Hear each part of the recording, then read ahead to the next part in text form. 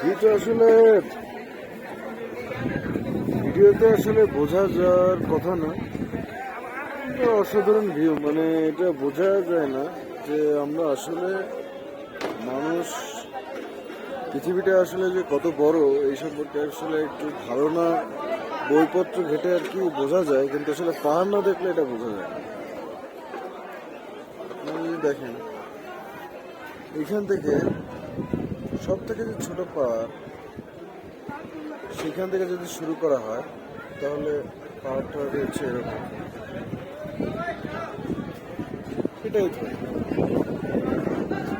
এখান থেকে আর একটু বড়, সব থেকে যেটা ছোট পাহাড় সেটাও আপনার 2000 ফুটের নিচে হবে।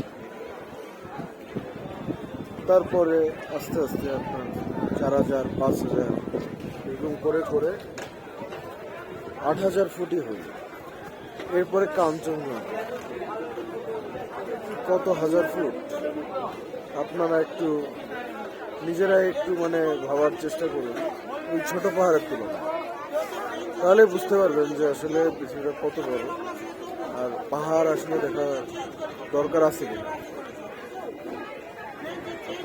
আপনারা যদি একটু জুম করে দেখেন,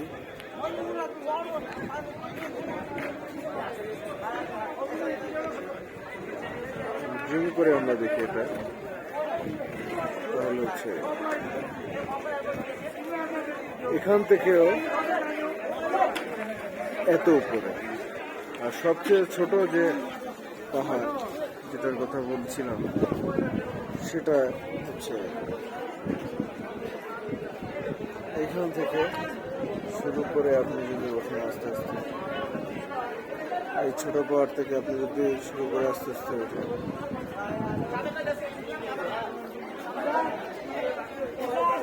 এই যে সব থেকে উপরে কাঞ্চনজঙ্ঘা।